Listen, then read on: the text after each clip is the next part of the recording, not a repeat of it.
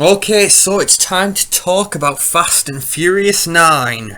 So, in this movie, we have the immortal Dominic Toretto facing off against his long lost brother, played by John Cena. We're 9 movies in, 10 if you count Hobbs and Shaw, and it's only now they decide to reveal to us that, oh yeah, Dominic Toretto has a brother. We don't know where he's been, but he's finally shown up after all these years. So this follows on from what happened in Fast and Furious 8. Of course, the main villain in that film was Charlize Theron's character, Cypher. So, she's ultimately apprehended by Kurt Russell's Mr. Nobody and his team, and as the transporting her back to whichever black site they're going to hold her at, the plane that they're transporting her on is hijacked by John Cena and his band of merry men, and they break her out. So then obviously a distress signal's put out and sent to Toretto and his team, and then they join the action. They come looking. So the plan is, of course, recover Cypher, but it's only in the course of this that they realise, oh wait, Cypher's working with, well, you say working with, it's established really that Cypher hasn't been broken out by John Cena to team up, but they're not going to team up, really. It's that Cypher basically has information and knowledge that John Cena can use, so she's there to serve a purpose. It's not that they're forming any kind of or they have any kind of alliance or friendship. No, it's purely, look, I broke you out, and in return you're going to do this for me. So they established very early on that Cena and Charlize Theron are on very shaky ground. They're on a rocky foundation. So it's only a question of time before, things become uneasy. But obviously, they're your battle lines. So you've got Dominic Toretto and his team trying to get their hands on Cypher, and obviously you've got one John Cena standing in the way. So we're going to get brother versus brother. That's basically, of course, there's always, at this point in the Fast and Furious movies, there's always an extinction level event, of course. Obviously, Dominic Toretto and his guys, they are basically their version of the Avengers. So yeah, there's a world-ending threat. And, a nuclear device, it can wipe us all out. We got to stop it. Well, we got to stop John Cena and Cypher from getting their hands on it. So we've got a race against time. And of course, as is revealed in the trailer, Han's alive. We thought he was dead.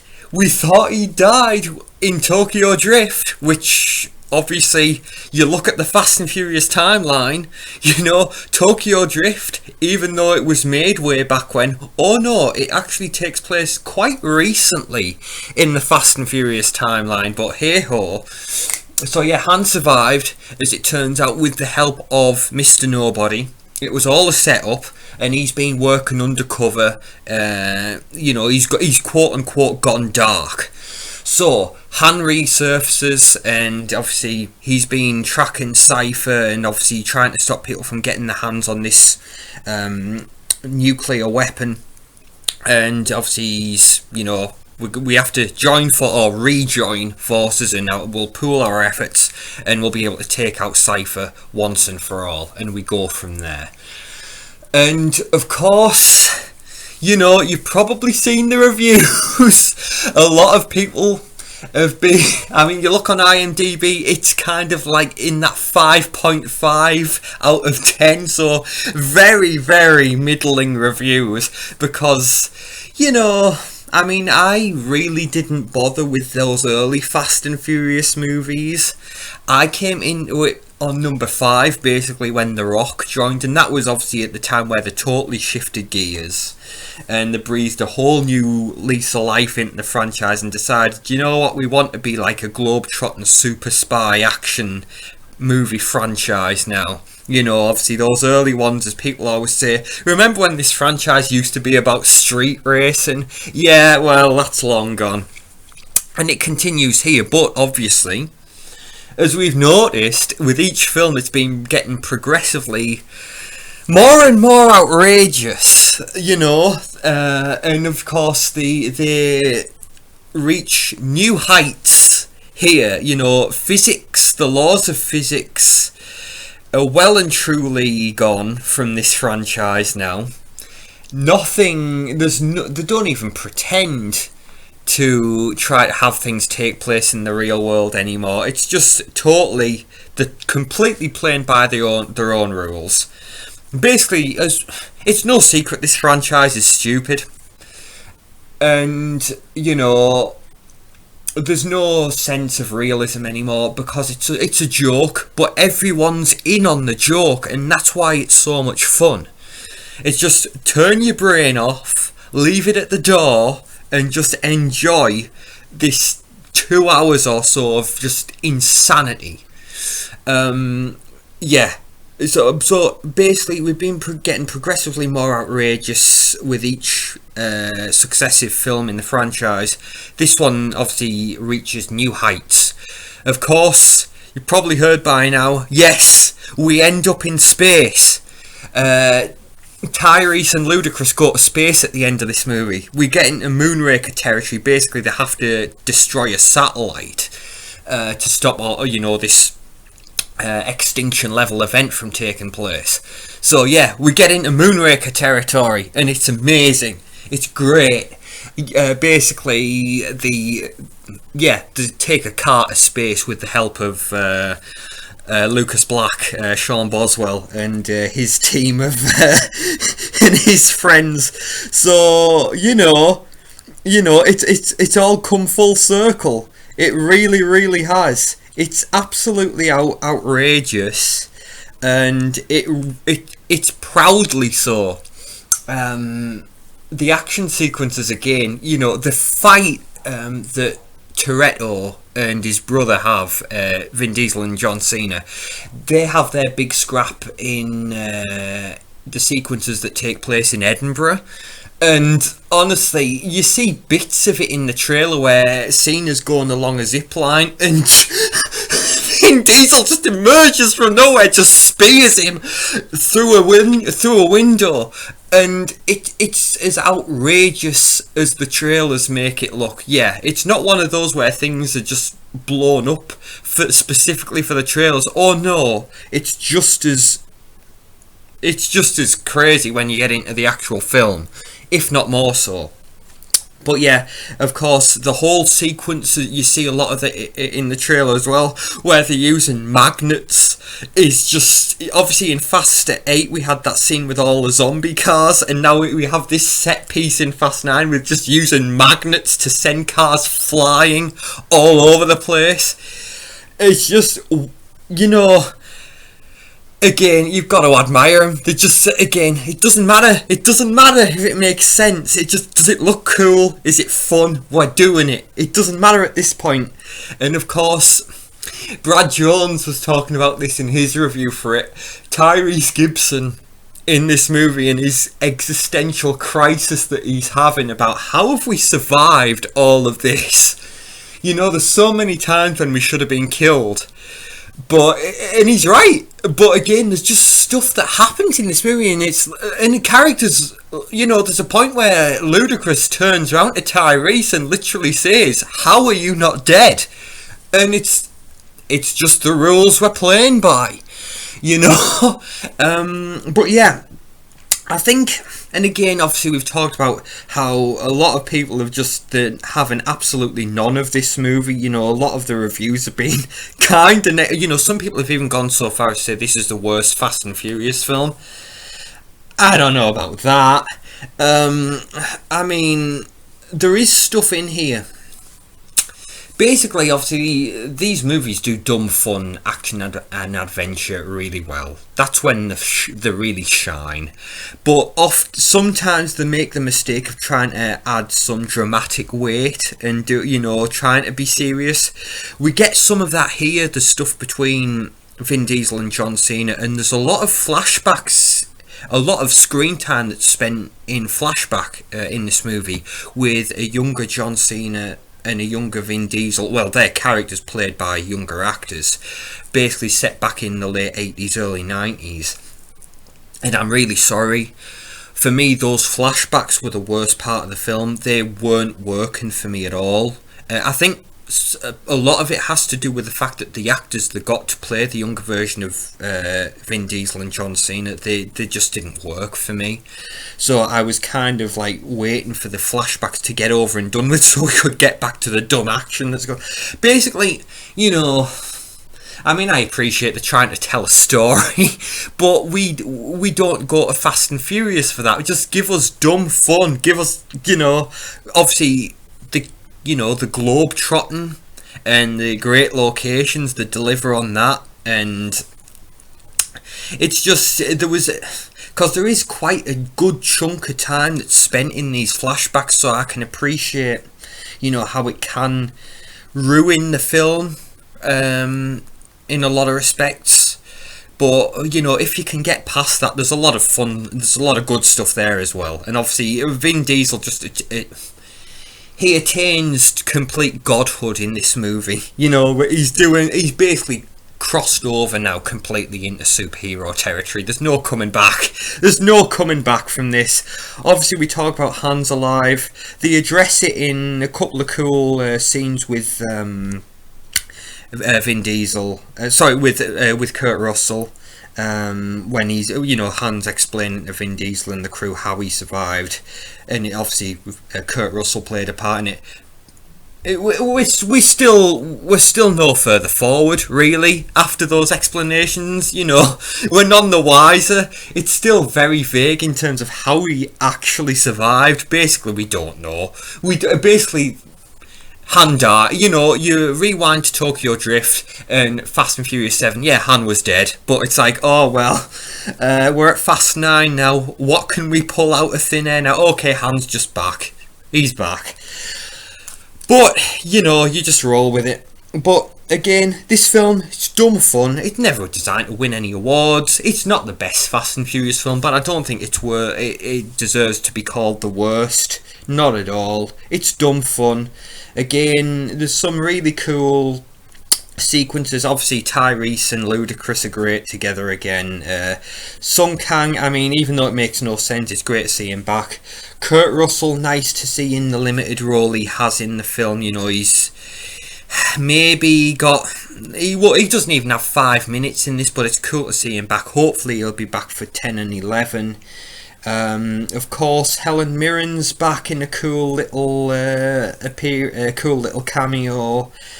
Shea Wiggum is back, of course, in a little brief role. Nice to see him in this. In terms of new additions, there's a girl who is involved with Han. Elle is the name of the character. E-double-L-E, not L as in Death Note L. L as in E-double-L-E, played by Anna Sawai. She's a great character, actually. She handles herself well. She's a better fighter than Han. I'm sorry, after this movie, I love Han. Han is a terrible fighter. He can't fight for it. Honestly, he just takes a beating. We saw it in Fast 6 when him and Tyrese tried to fight Joe Taslim on the underground sequence in Fast 6 on the London Underground. That didn't go so well. And even in this movie, I'm sorry, Han, you can't fight. And we've talked about this whole thing of, oh, justice is coming when Han comes face to face with Jason Statham's character, Deckard. I suppose, though, even that whole concept doesn't make sense now, given that the whole thing was some elaborate setup by Mr. Nobody, and apparently Deckard Shaw was in on it. Kind of, but not really, I don't know. The film doesn't know. But I tell you what, Han better hope he doesn't come face to face with Deckard, because that won't end well for him. Jason Statham's gonna whoop him. But, you know, you never know. The way this universe works, Han just might be able to dig down deep and summon some of that Toretto superpower that Dom has. Maybe it's brushed off on him somewhere along the line. I don't know. But yeah, there's some cool action sequences. Anna Sawai, she's a really cool character. She's got some great action sequences. There's a great fight that takes place in Tokyo involving her, obviously Michelle Rodriguez and Jordana Brewster, who's back as Mia. They have a sequence where they all have to fight a bunch of guys. It's a cool fight.